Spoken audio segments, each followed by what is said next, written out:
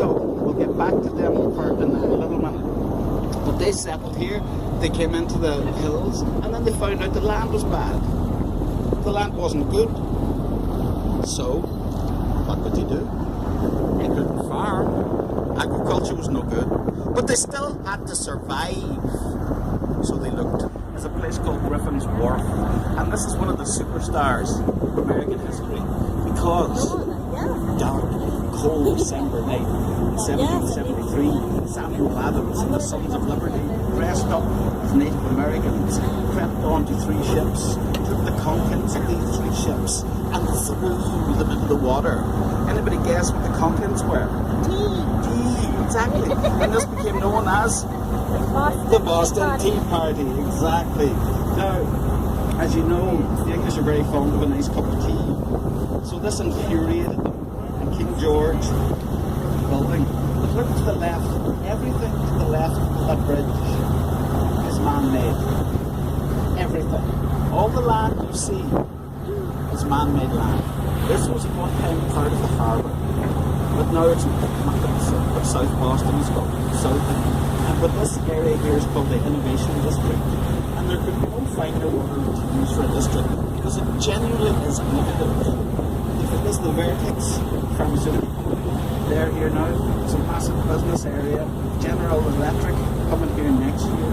But with all this business and innovation, there needs to be a museum in the city after the MFA. To travel, all the big ships would dock here. Mary and Queen Elizabeth.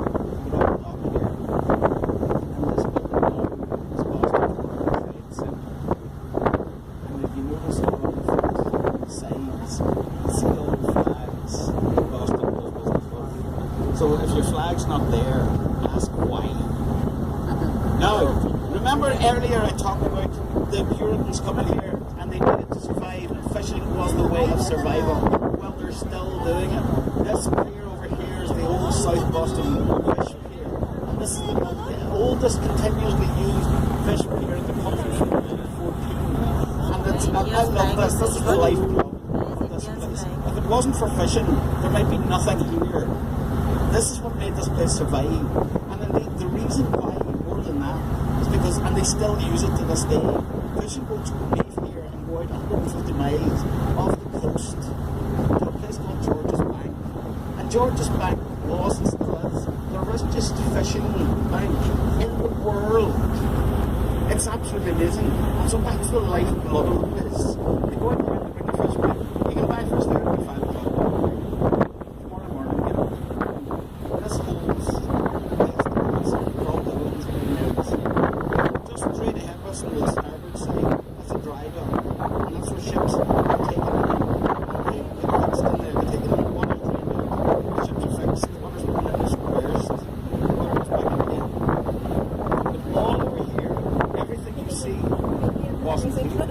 This is all man-made land. Look at the big fish top of the roof. Anybody know what kind of fish that is? It's a steel one, exactly. But this is actually represented. That was a joke, but thank you. This is a codfish. This represents cod. It's cod with cod. Cod is the most important fish here. And that is actually a weather vane. It weighs 3 tons, that fish. Believe it or not. And there's a little eye, you see the little eye up there in the side, but that's a weather vane, and that changes colour depending on how fast the wind is blowing. Now, did you hear how many colours it can change? 4. Now, I was told that, I didn't come to it. I'd love to see the man who actually sat in front of the colours. Apparently, whoa.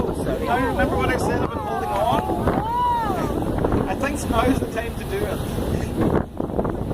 Over here, Military Base and Naval Base, it's actually very famous because during the World Wars, World War lost it. But I wasn't prepared by how beautiful it was. It's actually a very pretty city. And you get this, especially at night time. Sunsets in Massachusetts are amazing. They're absolutely beautiful. And over here we have the mouth of the river you see out there. They're the islands. So they're islands. And they're part of Boston. They're National Park.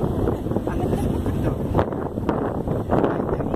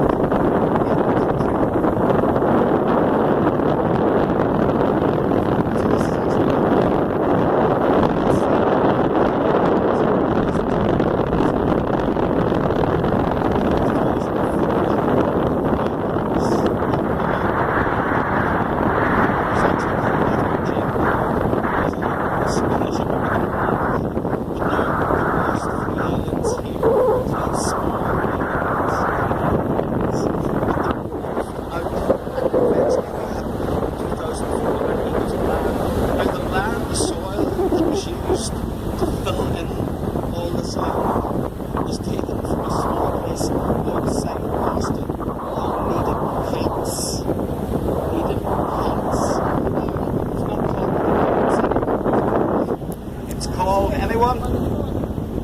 Exactly, Needham Flats.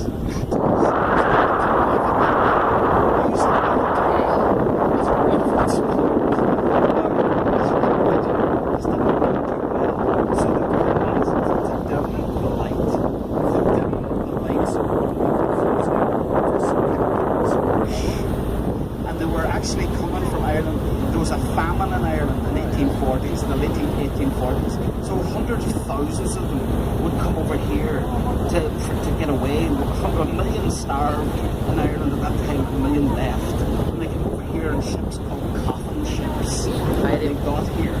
And they were given a penny when they arrived. Now at the time, this was an island. So they were given a penny and saying, welcome to the United States. So they went to the other side of the island and there was a ferry. And this is, how much is this? They said a penny. So they had to give the penny back again. But then they got into Boston proper. And they were met with signs that said Nina, N-I-N. White Star Line were paying for it. They decided to build the biggest one ever. And that's over there. Beautiful ship it is too. But now off the starboard side, this little monument here is to a man called Donald Mackay. Now Donald, this is actually sitting on Piers Park. And this is a little testament to all the piers, and on this pier, you see all the train track move along here. You can see out the starboard side. Cement blocks, and this was the old penny ferry dock. Because when the ferry dock left the island, the immigrants would come over to here, and this is where it would dock. And now this ferry was actually the oldest continuous for ships, and clipper ships were the fastest ships on the seas. In fact, they were called greyhounds of the seas. The greyhounds of the seas. Oh, thank you. But he was very famous because he built this ship called the Flying Cloud. And this ship, he built it in 1851. And on its maiden voyage, it set a world record. It sailed from Boston round Cape Horn, South America. And because over here is the jewel of the harbour. It's the USS Constitution. Look at her, sitting over there with her white mast and her black hull. You see, she's in dry dock over here at the starboard, with the American flag flying proudly. But now, this was commissioned by George Washington. This is the oldest commissioned warship still afloat in the world today. Wow. Why? Yes. Now, in its day, it's very endearing now, but in its day, in World War II, the plane actually got down into the engine room. 22 sailors were killed, but they valiantly got it back together and took it to port. Now, look up in the distance, you see the obelisk. This is to commemorate the Battle of Bunker Hill, actually fought on Breed's Hill. That's where the monument stands. This was a very important battle for the locals, for the colonialists, because it was the first major battle of the Revolution, and they were fighting them up split to Boston people because they do not believe in the letter R. They do not like this letter at all. But this bridge leads us in to the north end, the wonderful north end. And if you do get a chance, walk around it. It's the old Italian neighbourhood, and the smell is beautiful because there's loads of Italian restaurants there. Look at the white church steeple nestling in the north end. This was made famous by the poet Longfellow. Now, Robert Newman was the sexton here, and Paul Revere asked him, warn me when the British are coming. Hang, see it. 3 weeks later, on the third attempt, you are very correct. Thank you. On the third attempt, there was nobody here to see it. So 3 attempts, now the US Coast Guard have it. And they're actually the only branch of the military dedicated to saving lives. The US Coast Guard, the Septem Perdimus, always ready is their motto. 3 cheers to the Coast Guard. 1, 2, 3.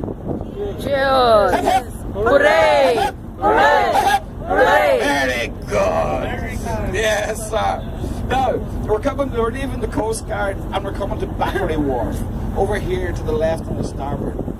Now, Battery Wharf, so called because there was a line of cannon defending the harbour. A line of cannon here. So if ships were attacking the harbour, it would be defended from here. And also, the 54th Massachusetts Regiment left from here in the Civil War. And they were very important because they were the first African American regiment to fight in the military. Now, Africans, unlike there, in any of the buildings around the harbour, well, this fireboat would go out and fight it from the harbour side. And that's what's there. But just to the left, you'll see a kind of a pathway. You notice this pathway around the buildings? Yeah? Yes. This is the famous Boston Harbour Walk. And this is an actual walk that starts over in East Boston, the very tip of East Boston, goes all the way around the harbour to South Boston. This walk is 47 miles. Oh my God. Yes, wow. If you can have a go at it, have a go at it. But it's only, it's continuously all the way around except in two places. Obviously the US Coast Guard for security reasons. And here, over here with these little red brick houses, this is a privately owned wharf. And there's one of these houses, there's 3 bedrooms, 2 bathrooms, and 2 car park spaces. How much they are? $3.5 million Oh. for one of them. But the locals tell me that it's worth it alone for the car park spaces. It's very hard to find a car park space in North End of Boston. But now we're coming, oh look at this. This is the wonderful skyline of Boston. You know, as old as this place is, it's very new in ways as well. Because you see this building wharf. If you were standing there wondering why they called it Long Wharf, it's because originally it went 2,000 feet inwards. So it was the longest continuously used wharf in the States. But now we're coming back in again to Long Wharf, which was also the scene of the massacre, the Boston Massacre, where the British Army started shooting people that were throwing snowballs at them. One to the left of it, the red brick house with the grey shutters. And John Hancock, a very G man in his time, he was the first signer of the Declaration of Independence, but he signed the signature so big, very, very big. And he did this, he said, so that King George didn't have to take off his spectacles, or don't take them off, put them on when he was reading it. But anyway, that's the end of the tour. Oh God. Thank you very, very much for choosing Boston Harbour Cruises. And I hope you have a lovely, lovely time. And I'll be down on the bottom to say goodbye. Goodbye. Abada. See this dining, amazing.